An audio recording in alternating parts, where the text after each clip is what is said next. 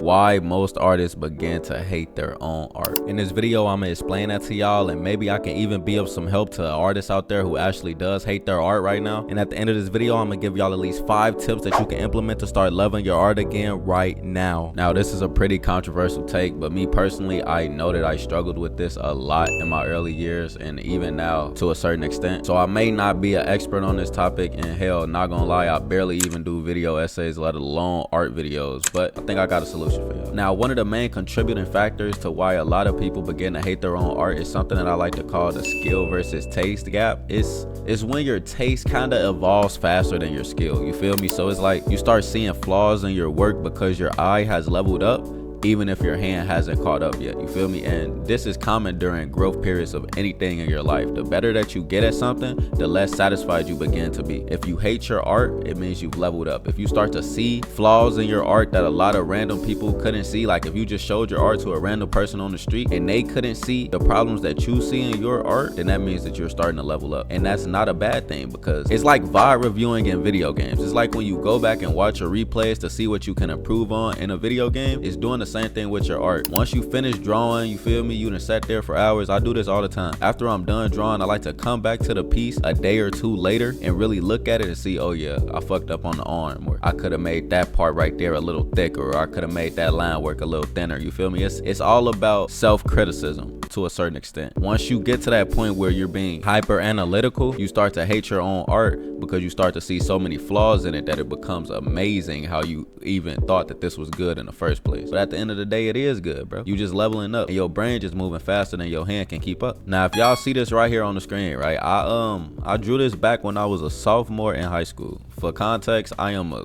senior in fucking college. At the time, I thought this was amazing, my nigga. I thought I could not top this at all. I thought there was nothing that I could possibly draw or color to make anything that could possibly top this. But now I see everything wrong with it. A lot of people be like, oh my God, this is amazing. Woo woo. I'd be like, yeah, thank you. Appreciate you. I don't really think that it's amazing. It looks good. Don't get it fucked up. It looks good. But at the end of the day, I see so many things that's wrong with it. So many flaws that it just pisses me off. As opposed to something like this. Now, my recent work, even though it has no color, I know what I'm doing, and I know how to work that shading, you feel me? Which leads me straight into my next point, which is overexposure. You have seen it too many times, you feel me? Artists sit there and stare at their work for hours, days, weeks, my nigga. I have done it myself, so I know for a fact. By the time it's done, the wow factor is just gone, bro. By the time you've shown it to 40,000 different people, the wow factor is deceased. The audience and everybody who you show your work to, they see it fresh. It's the first time they've seen this, but you have dissected every single pixel, every line, every flaw,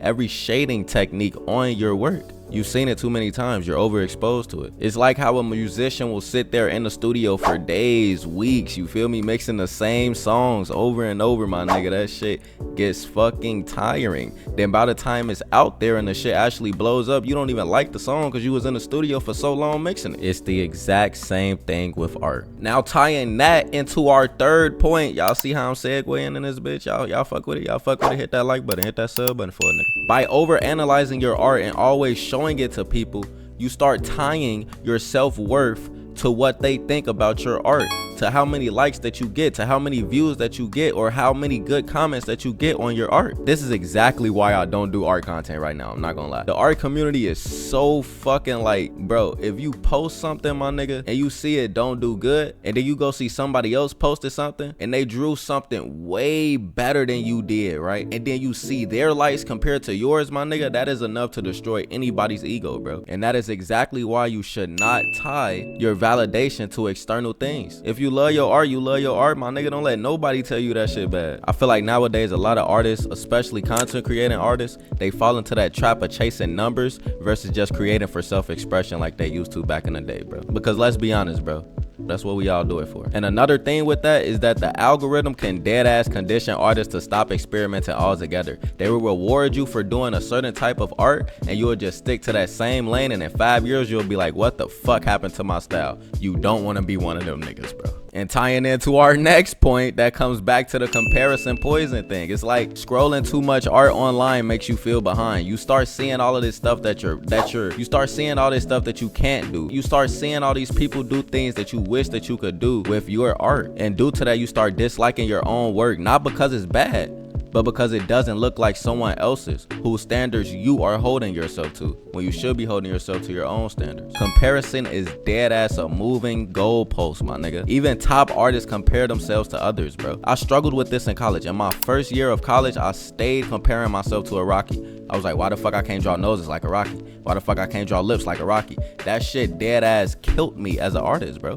Dead ass. I stopped drawing for like, bro, at least a year. Stop drawing straight for at least a year, bro. Comparison is the thief of all joy, my nigga. Another reason why a lot of artists start to fall out of love with their craft is the repetition factor. It's like your art starts to feel more like work instead of like a passion. You feel me? And I know a lot of y'all actually do art for, like, you feel me, your occupation, for your job, for your career. But at the same time, you still gotta have that love for it. You can't have it like you just working a 9 to 5, my nigga. You gotta have that love for the craft, or it ain't gonna feel right, bro. You gotta have that love for the craft, or it just ain't gonna feel right. You start to repeat the same styles, the same themes that used to make you happy and that give you the validation, and at the same time the shit that's paying the bills, but now it just feels like you on autopilot. You not really expanding, you not evolving, you're stagnant as fuck. Next up is the identity crisis. Sometimes your art changes faster than your sense of self. You might outgrow your old themes, characters, or even aesthetics, and that can feel like you losing a part of you, bro, for real. Evolution can really look like falling off or just becoming ass at what you love to do from the outside, but it's really growth that's happening on the inside. Now, before we go ahead and jump into this last one, man, I'm gonna need y'all to hit that like button, hit that sub button, man. Comment down below if y'all like this type of video. You feel me? I might start doing more of these if y'all fuck with them. Just make sure y'all turn on them post notifications, man. The last thing that I want to tell y'all before we end this video off, man, is how to fall back in love with your own art. Now, this whole video we've been talking about how artists fall out of love with their art, how they start to hate their own art, but I want to leave y'all with a few tips on how you can start to fall back in love with your own art. So for one, I want you to start creating for fun again. You feel me? Don't just draw because you gotta draw. Don't sit down and paint because you're forced to hit that deadline. You feel me? Hit that deadline, but don't just do it because you gotta hit that deadline, bro. Do it for fun, bro. Sketch dumb shit, doodle some shit. You feel me? Just have fun with it. Second, I want you to revisit your old work. You feel me? Remind yourself of how far you've come, bro. Remember when you was ass as fuck? Remember when your art used to look like a 4th grader's little fucking scratches and doodles and shit, nigga? Now look at your shit. You got better. You just don't want to admit it for real. And that's only because you holding yourself to such a high standard. And that's good for yourself. But at the same time, you gotta be healthy with it. You gotta be realistic. Number 3, I want you to collaborate or even teach other people how to draw. You feel me? Seeing others inspired by your art, or even you just helping them create art, it really can reignite your own fire, bro. I'm telling you, bro. I taught my brother how to draw. I taught my homies how to draw, bro. It really is a different type of feeling. And then last but not least, bro, I want you to set art goals that aren't public, bro. Paint something that nobody will ever see, bro, just to feel again, bro. Draw something that you just gonna hang on your wall, you feel me, just for you to see. You feel me? Tell yourself that you gonna finish that manga page and actually do it, bro. Set these goals for yourself and actually accomplish them, bro. But yeah, if these tips helped you, man, if this video was nice, bro, make sure you hit that like button, man. Make sure you hit that sub button, bro. I might start doing more type of videos like this, man. This was actually fun. This was actually fun, bro. But Tayyoo out, man. Make sure y'all have a nice day.